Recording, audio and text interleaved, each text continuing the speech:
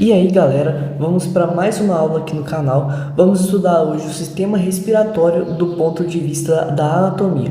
Eu já tenho um vídeo explicando o sistema respiratório do ponto de vista da histologia, então esse aqui vai ser praticamente um complemento. Se você quer entender a parte mais, mais fundamental das células, eu recomendo que você veja o vídeo de histologia, tá? Mas aqui nós vamos para a parte anatômica. Eu quero que você já deixe seu like desde o início, se inscrevam e bora para a aula.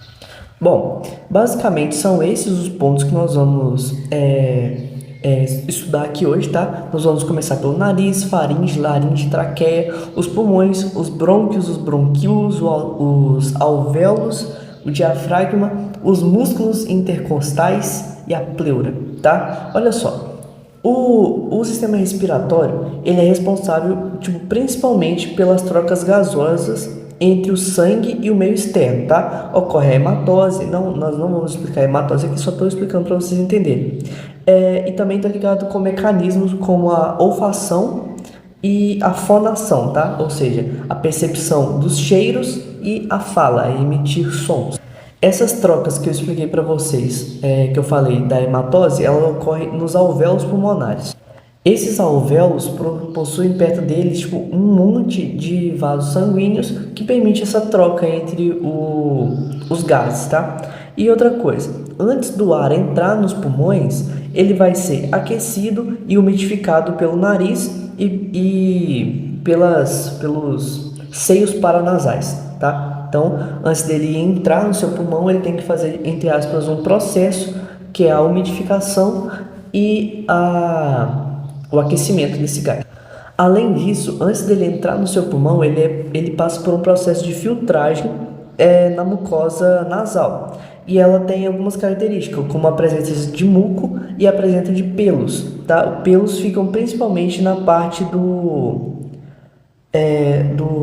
vestíbulo, tá? Que é a parte inicial do nariz que nós vamos ver aqui para frente. E o aquecimento do ar, além de ser feito pelos seios paranasais, quando ele é inspirado, né, tem um rico complexo venoso, ou seja, vários capilares venosos submucosos que fica na parte da cavidade nasal, que faz esse aquecimento também. E a parte principal do sistema respiratório é o nariz, a cavidade nasal, a nasofaringe, a laringe, a traqueia, os brônquios e os pulmões, tá? Então, vamos lá. Então, olha só. Aqui, olha, nós temos a cavidade nasal, como eu tinha explicado. Aqui, a parte da nasofaringe. Aqui tem várias divisões que eu vou explicar, tá? Aqui, nós temos a fenda e aqui é a laringe. Aqui por trás é o esôfago, que faz parte do aparelho digestivo, né? Quando a gente vai passar a comida e tal. Aqui nós temos a traqueia, os brônquios, aí tem brônquio secundário, brônquio terciário e brônquio primário, tá bom? E aqui, ó, nós temos uma representação dos alvéolos, tá? E logo aqui embaixo nós temos o músculo do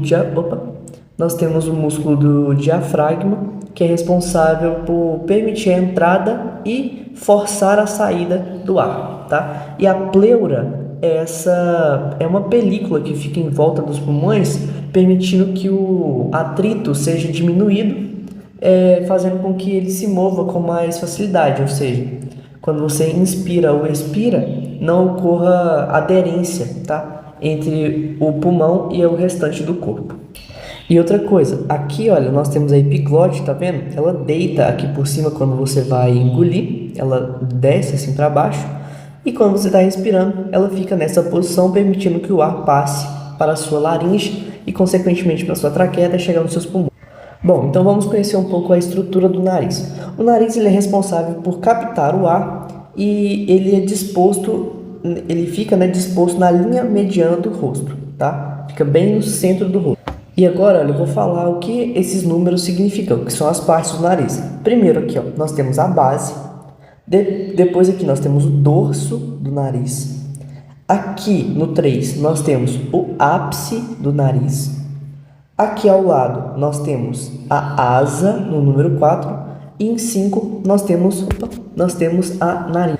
As narinas, que está aí em número 5, ela dá acesso ao vestíbulo. Nós vamos ver o que é o vestíbulo exatamente, mas é a parte inicial ali do nariz, na parte de dentro. Ele é um compartimento, ele está recoberto por tegumento, tá? Ele contém pelos, que são pelos para filtragem, que eu tinha falado, e glândulas cutâneas, como a sudorípara e a sebácea, tá? E o vestíbulo nasal, ele se limita, tipo aqui para dentro, olha, ele se limita no límen e na cavidade nasal, que nós vamos ver isso tudo na frente, tá? E ele é revestido pela mucosa nasal.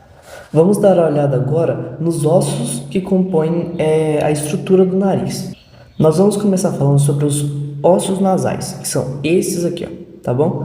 Olha só, os ossos nasais, eles compõem a parte do dorso do nariz, tá? Aqui em cima, parte do dorso e a parte da base do nariz, tá bom? Então, esse é a responsabilidade dos ossos nasais.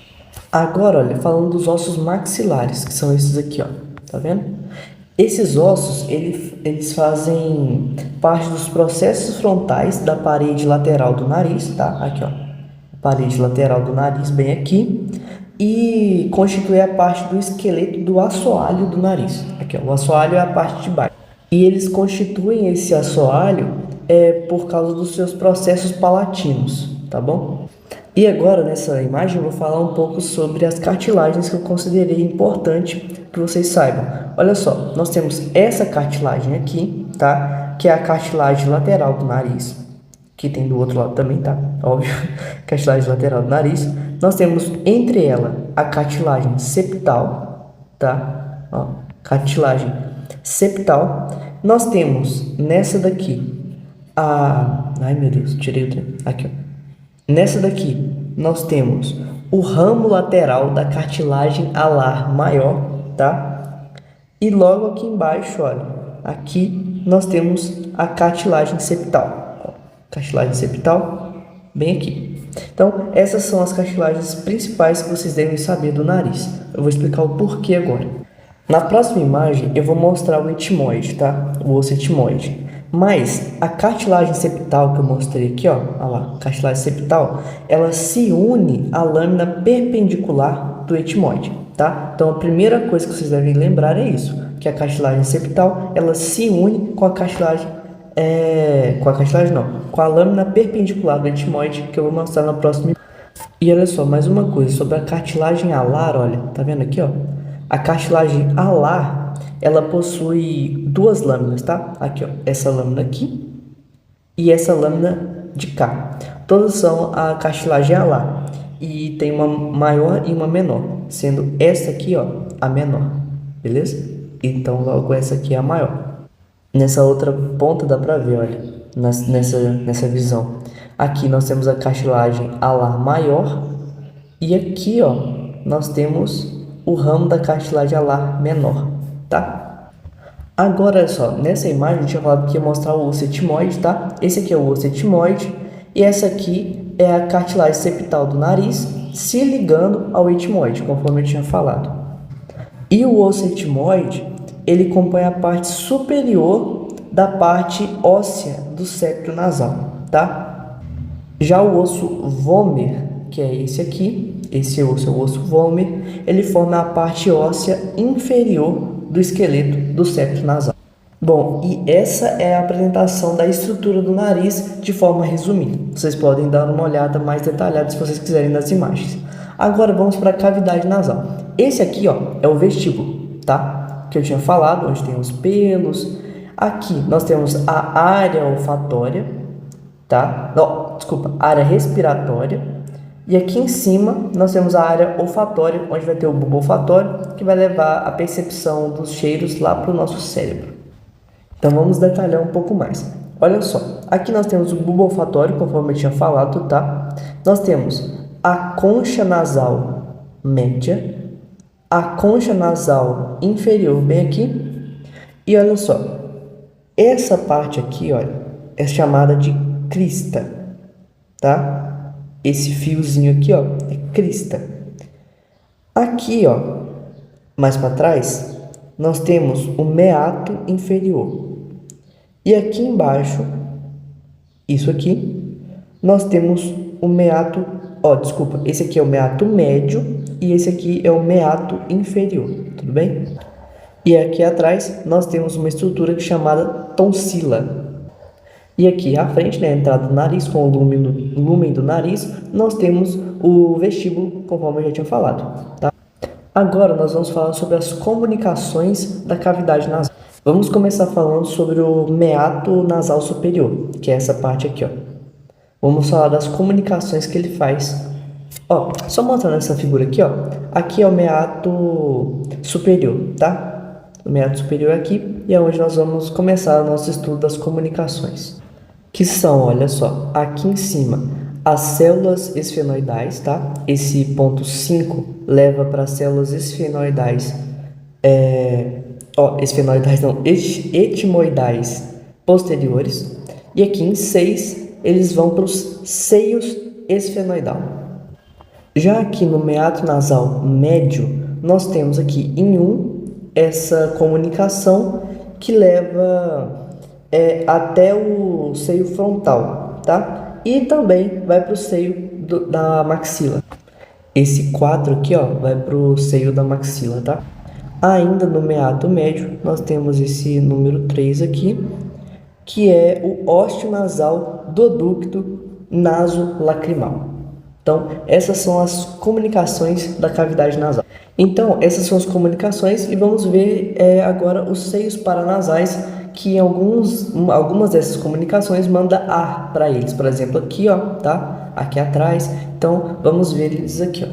Os seios paranasais, eles são os compartimentos aéreos que se comunicam com a cavidade nasal e eles recebem os nomes de acordo com o osso que está relacionado a ele. Olha só, o seio frontal está no osso frontal. O seio etimoidal está no osso etimoide. O seio da maxila está no osso maxilar. O seio esfenoidal está no osso esfenoide. E aqui, ó, outra imagem para vocês verem. Então, esses são os seios paranasais, onde entra o ar circula aqui e volta, vai lá em cima e volta. E ajuda também no aquecimento desse ar, conforme eu tinha falado no início, que precisa ser feito antes dele entrar no nosso pulmão. Agora, olha só, vamos começar nosso estudo da faringe, especificamente na nasofaringe. Olha só, a faringe ela é dividida em 3 partes. A nasofaringe, que nós vamos estudar agora, a orofaringe e depois a larigofaringe, só que aqui ela está do lado do esôfago, tá? Nós vamos estudar esse lado aqui, ó, que é a parte da laringe, tá? Essa aqui é a parte da laringe, que nós vamos estudar posteriormente. Então vamos lá. Olha só, nesse aqui eu vou desenhar para vocês verem algumas coisas que eu quero que vocês prestem atenção, tá? Deixa eu só ver se está funcionando. Está funcionando, só mudar a cor aqui e diminuir o tamanho. Beleza. Vamos lá. A primeira coisa que eu quero que vocês percebam é que aqui, ó, nós temos a tonsila faríngea, tá? Ó, tonsila faríngea bem aqui embaixo. A tonsila faríngea, ela também é conhecida como adenoide e é um órgão linfático que, junto com as amígdalas, faz parte do sistema imunológico, tá? E tem a função de, basicamente, proteger nosso corpo. Então, bem importante que vocês saibam que aqui está a tonsila faríngea, beleza? Logo aqui atrás, olha, nós temos o tubérculo faríngeo e o osso occipital, que vai delimitar a área aqui, ó, tá? Então, é importante que vocês saibam também essa delimitação. A nasofaringe, ó, que nós estamos estudando agora, é toda essa área aqui, que eu tinha mostrado na outra foto. Então, toda essa área é a nasofaringe. Nós temos aqui no meio, olha só, o osteofaríngeo, aqui, tá vendo? Esse ramo aqui, ó, osteofaringe, tá? Logo aqui embaixo, o palato mole e aqui as glândulas palatinas, tranquilo? E agora eu vou falar de algumas aberturas e compartimentos da nasofaringe. A primeira abertura que eu quero mostrar para vocês são as coanas, tá? Ela é aqui, ó. Ela conecta a cavidade nasal com a nasofaringe, tá? Então é aqui, ó, mais ou menos. É aqui que fica as coanas. A segunda coisa que eu quero mostrar é essa aqui, ó. Peraí, deixa eu desenhar também, né, para vocês verem. Aqui Nós temos o ósteo faríngeo da tuba auditiva ou trompa do Eustáquio. É uma abertura que conecta a nasofaringe com o ouvido médio, tá? Bom, essas são as aberturas que eu gostaria de mostrar para vocês e agora eu vou falar dos compartimentos. O primeiro compartimento são as fossas nasais, que é a câmara que se comunica diretamente com a nasofaringe através das coanas, tá? Então é o movimento contrário aqui. Nós temos o osteofaríngeo da tuba auditiva, que é uma região da parte lateral da nasofaringe, onde se localiza a abertura da tuba auditiva. Então, aqui, ó, né, que eu já tinha falado para vocês, então é um dos compartimentos.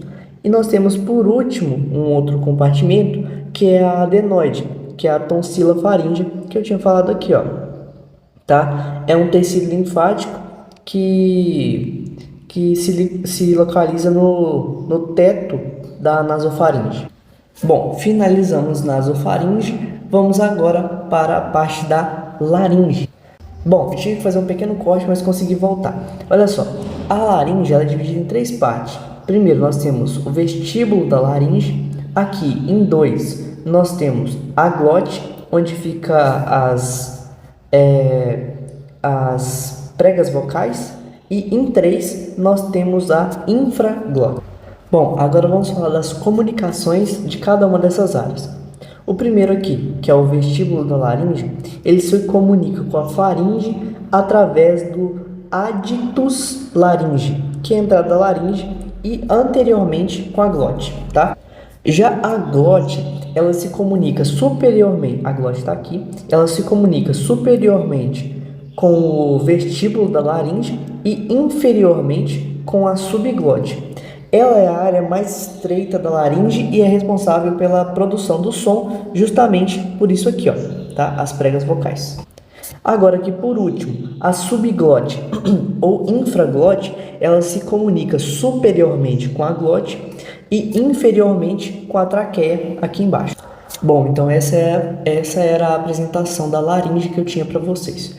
Vamos agora falar sobre a epiglote exatamente, tá? Nós temos aqui a glote, aqui embaixo a epiglote, a rima da glote. O que é uma rima? Rima em anatomia é um segmento que é uma fenda, tá? Basicamente. Nós temos o tubérculo corniculado e o tubérculo cuneiforme aqui embaixo. Essa estrutura toda é as pregas vocais e elas se alternam, né? Elas abrem e fecham de acordo com os movimentos da cartilagem epiglótica, tá? Lembre-se disso.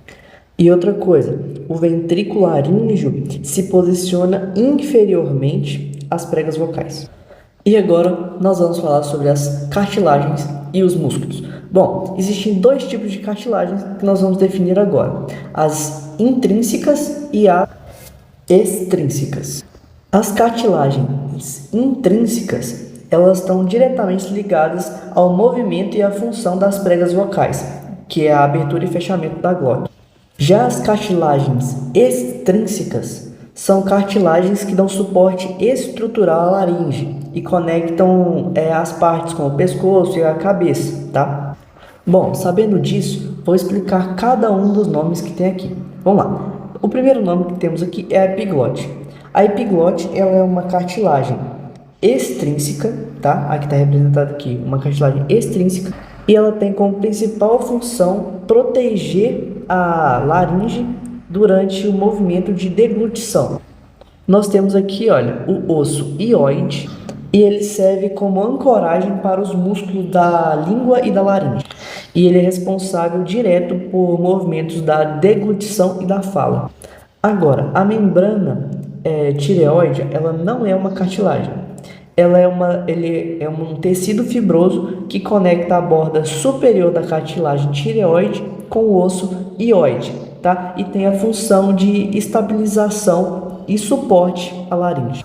O corno superior, aqui, É uma parte da cartilagem tireoide, que é uma cartilagem extrínseca, e tem como função fornecer pontos de ancoragem para os ligamentos e construir uma mobilidade para a laringe.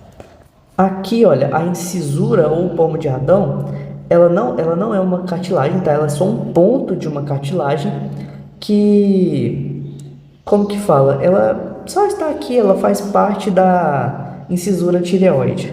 Agora, sobre a cartilagem tireoide, aqui, ó, ela é uma cartilagem extrínseca e ela é a maior cartilagem da laringe e é responsável pela proteção das pregas vocais e outras estruturas.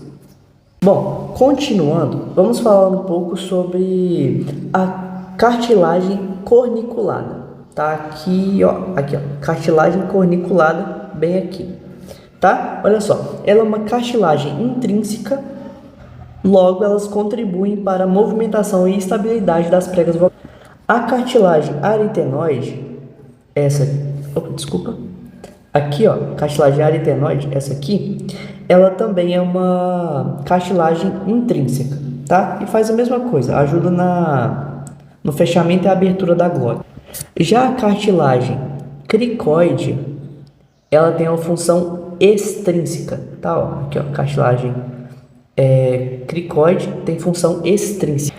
Ela tem uma função de extrema importância para manter a abertura das vias aéreas e para ajustar a tensão das pregas vocais. Aí, portanto, né, elas influenciam na fonação, no tom de voz e na respiração. Agora vamos falar um pouco sobre os músculos. Os músculos também são divididos entre extrínsecos e intrínsecos. Os músculos extrínsecos são aqueles que têm inserção na laringe ou em estruturas externas, tá? Então eles movem a laringe como um todo. Agora, os músculos intrínsecos, eles têm inserções que controlam a tensão nas pregas vocais e fazem movimentos finos, tá? O primeiro músculo que nós vamos entender é o músculo aritenoide transverso, que está exatamente aqui, ó, tá? Exatamente aqui, o músculo aritenoide transverso. Ele é um músculo intrínseco e ele aduz as cartilagens da aritenoide. Ele fecha a glote, tá? Então, o músculo aritenoide transverso, ele fecha a glote. Agora, o músculo aritenoide oblíquo, que é esse aqui, ó, que faz um X aqui, ele também é um músculo intrínseco, tá? E ele aduz as cartilagens da aritenoide e auxilia no movimento da epiglote durante a deglutição. E agora nós temos o músculo aqui, ó, cricoide posterior. Opa, desculpa. Calma aí, deixa eu achar ele, só um minuto. Aqui, ó. Falei errado. Aqui, ó, músculo cricoide posterior. Esse. Não, isso aqui é a cartilagem que eu tinha explicado já. Bom, ele também é um músculo intrínseco, ele aduz as pregas vocais e ele abre a glote para a passagem de ar e ele é essencial para a respiração. Vamos falar agora sobre alguns músculos importantes. O primeiro que eu quero mostrar é o músculo externo-ióide. Este músculo aqui. Ele tem função de abaixar o ocioide, ajudando na deglutição e na movimentação do pescoço. Ele é um músculo extrínseco. Agora, já o músculo homoióide, que é esse aqui, ó, ele tem função de estabilizar o pescoço. Ele também é um músculo extrínseco. Nós temos o músculo externo-ióide, que ele também é um músculo extrínseco e ele auxilia na depressão da cartilagem tireoide e do ióide e também ajuda no movimento de deglutição. Temos aqui também, olha, esse músculo aqui, que é o músculo tireoide. Ele se origina na cartilagem tireoide e tem a função de elevar a cartilagem tireoide, tá? Então ele eleva essa cartilagem aqui, ó, tá? Ele vai elevar, subir. E por último, o músculo que nós vamos ver é o músculo cricoide, esse aqui, tá? Ó, esse músculo é o músculo cricoide, ele é um músculo extrínseco e tem a função principal de alongar e tensionar as pregas vocais, que ele ajusta também a tonalidade, deixando os sons mais agudos ou mais graves. E finalmente acabamos os músculos, vamos dar início agora ao nosso estudo sobre a traqueia, tá? Bom, essa aqui é uma apresentação geral sobre a traqueia, nós temos ela aqui, ela se divide em brônquios primários, secundários e terciários. Nós temos aqui os anéis da cartilagem, nós vamos ver daqui a pouco, e nós temos aqui a cartilagem da laringe, que nós vimos agora. Ela possui uma parte cervical e outra torácica, e é também um órgão tubular que permite a passada de ar para os pulmões. Na sua frente, que é a que nós estamos vendo aqui, ó, na sua parte posterior, na sua parte anterior, ela apresenta anéis, que é os anéis que eu falei, e na sua parte posterior, ela vai ter um músculo. Por que tem esse músculo? Porque aqui atrás passa o esôfago e os anéis não iam permitir que a deglutição seja feita da forma correta. Externamente, aqui, ela é revestida por um tecido conjuntivo frouxo e internamente, ela é revestida por epitélio respiratório. Aqui, ó, tá o músculo esofágico, eu falei, e aqui nós temos os anéis cartilaginosos, cartilagem hialina, para quem quer saber. Ela também apresenta vasos linfáticos, nervos, fibras elásticas, diversas glândulas, entre outras coisas, que está mais bem detalhada na aula de respiratório do ponto de vista da histologia. Recomendo que vocês vejam. Bom, vamos falar agora um pouco sobre os brônquios. Os brônquios, eles se originam diretamente da traqueia, e tem seu calibre ajustado, mediante que ele vai entrando no pulmão, seu calibre vai diminuindo e eles vão perdendo também a sua quantidade de cartilagem ali. Porém, diferente da traqueia, a sua cartilagem ela é completa. A cartilagem da hialina é parcial, né? A gente vê aqui, ó, que tem cartilagem aqui atrás, nós temos o músculo. Aqui nos brônquios já nós não temos isso. Ele é totalmente coberto de cartilagem. Agora uma coisa, o brônquio lobar superior, ele é eparietal, tá? E ó, para o lobo superior do pulmão, vai o brônquio B1, B2 e B3.